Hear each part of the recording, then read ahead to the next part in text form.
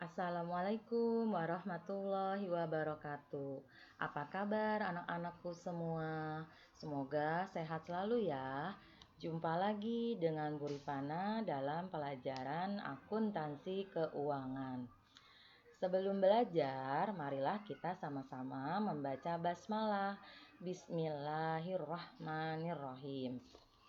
Sekarang, Ibu akan melanjutkan pelajaran kita mengelola kartu persediaan. Pada materi sebelumnya, kita sudah mempelajari pencatatan persediaan periodik. Istilah akuntansinya periodic inventory system.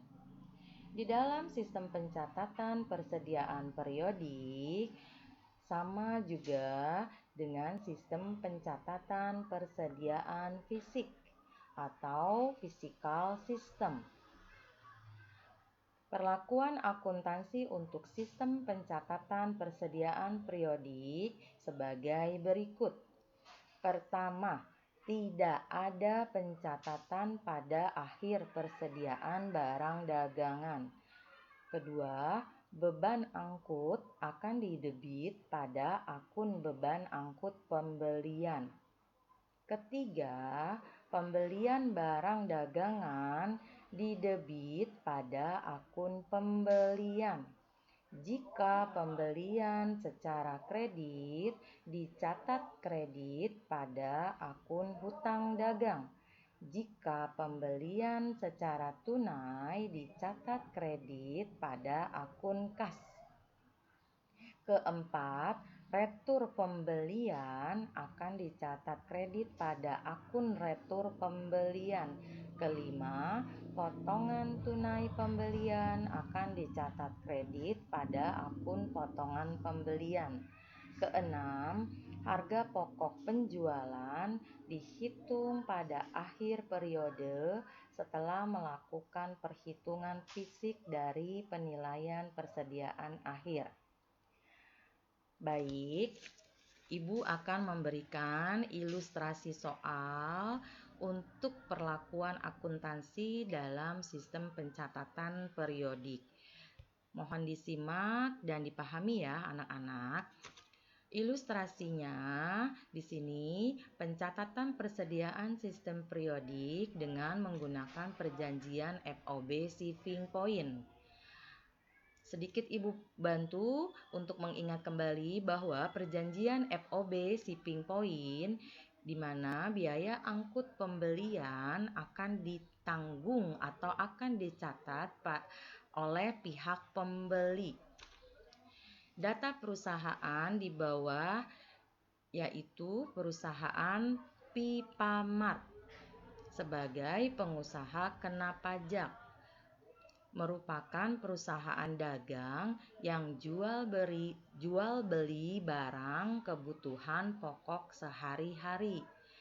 Dalam pencatatan persediaan perusahaannya menggunakan sistem periodik. Persediaan barang dagang akhir bulan Mei 2017 sebesar 12 juta rupiah.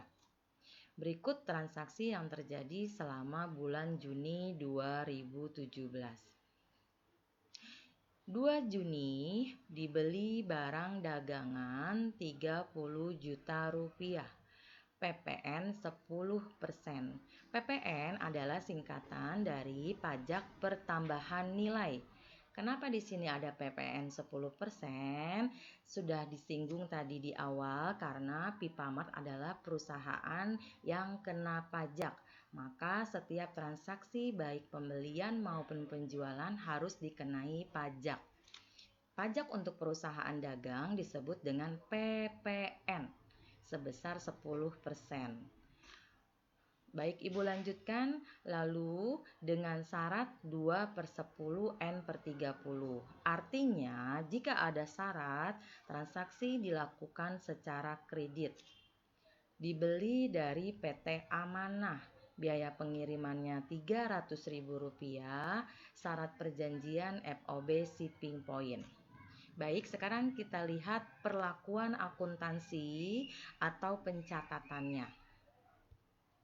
2 Juni, akun pembelian di sebelah debit sebesar 30 juta rupiah.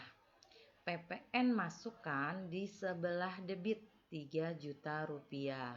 10% dikali 30 juta, maka 3 juta rupiah PPN didapatkan dari 10% dikali 30 juta rupiah. Biaya angkut pembelian di debit 300.000 rupiah. Utang dagang di sebelah kredit 33.300.000 rupiah. Ini adalah ilustrasi untuk pembelian yang dilakukan secara kredit. Ibu lanjutkan contoh soal transaksi yang kedua. 4 Juni dikembalikan sebagian barang yang dibeli tanggal 2 Juni karena rusak sebesar 3 juta rupiah. Pencatatan akuntansinya, utang dagang di sebelah debit 3.300.000 rupiah, retur pembelian di sebelah kredit 3 juta rupiah, PPN masukan 300.000 rupiah di sebelah kredit. Ini adalah ilustrasi pencatatan akuntansi untuk retur pembelian. Yang ketiga, 6 Juni dijual barang dagangan kepada Tuan Jaki sejumlah 4 juta rupiah. PPN 10%, termin 2/10 N/30, biaya pengiriman barang 300.000 rupiah, FOB shipping point.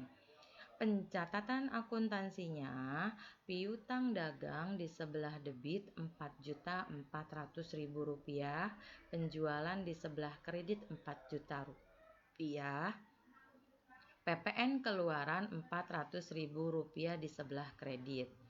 Ilustrasi penjualan barang dagang secara kredit. Transaksi berikutnya 9 Juni. Dilunasi utang atas transaksi tanggal 2 Juni dengan kas yang dibayarkan kepada supplier 26.460.000. Pencatatan akuntansinya, utang dagang di sebelah debit 27 juta rupiah, kas di sebelah kredit 26.460.000 rupiah, potongan pembelian didapatkan dari 2% dikali dengan 27 juta rupiah. Ini adalah ilustrasi untuk transaksi pelunasan utang. Transaksi berikutnya tanggal 10 Juni. 10 Juni diterima kembali barang dagangan dari Tuan Jaki 700.000 rupiah atas penjualan tanggal 6 Juni karena rusak. Ilustrasinya untuk transaksi tersebut adalah retur penjualan. Retur penjualan di sebelah debit 700.000 rupiah, PPN keluaran di debit 70.000 rupiah, piutang dagang di sebelah kredit 770.000 rupiah. Ya, kalian tinggal memahami dengan baik, pelan-pelan. Jika nanti kalian mengalami kurang mengerti atau ingin bertanya lagi dengan ibu, kalian bisa bertanya melalui Google Classroom. Silakan chat ibu saja ya. Ibu lanjutkan transaksi yang berikutnya. 12 Juni dibeli barang dagangan secara tunai 25 juta rupiah, PPN 10%, biaya kirim 500.000 dengan syarat FOB shipping point. Kita lihat ini ilustrasi untuk pembelian secara tunai. Jika pembelian dilakukan secara tunai, maka untuk PPN pajak pertambahan nilainya ditambah ke akun pembelian. Ibu ulangi lagi, pembelian tunai untuk PPN ditambah ke akun pembelian. Pencatatan akuntansinya, pembelian di sebelah debit 27.500.000 rupiah ini didapatkan dari 25 juta ditambah PPN 2.500.000 rupiah. PPN masukan di sebelah debit 2.500.000 rupiah, biaya angkut pembelian di debit 500.000 rupiah, kas dikredit Rp30.500.000. Transaksi 15 Juni dijual barang dagangan Rp30 juta, PPN 10% kepada Tuan Fikri, lalu diberikan rabat tunai atau potongan tunai sebesar 5% dan mengenakan biaya asuransi 0,2%. Biaya pengiriman barang Rp400.000 FOB shipping point. Baik, diperhatikan ini adalah transaksi penjualan tunai. Bahwa jika terjadi penjualan tunai yang disertai diskon tunai atau potongan tunai, maka potongan tunai langsung mengurangi nilai penjualan. Baik, pencatatan akuntansinya, kas di debit Rp31.407.000, penjualan di kredit Rp28.500.000. Seperti yang tadi sudah dijelaskan, jika terjadi penjualan tunai dengan diskon tunai, maka nilai diskon tunainya akan mengurangi nilai penjualan. Maka nilai Rp28.500.000 ini didapatkan dari nilai penjualan 30% dikali 5% potongan tunainya, yaitu sebesar Rp1.500.000, dan hasilnya setelah dikurangi menjadi Rp28.500.000. Utang asuransi yaitu Rp57.000 didapatkan dari 0,2% dikali Rp28.500.000. PPN keluarannya Rp2.850.000. Tolong diperhatikan transaksi-transaksi yang dilakukan secara tunai. Terakhir adalah transaksi diterima pelunasan dari Tuan Jaki Rp3.864.000 atas penjualan tanggal 6 Juni.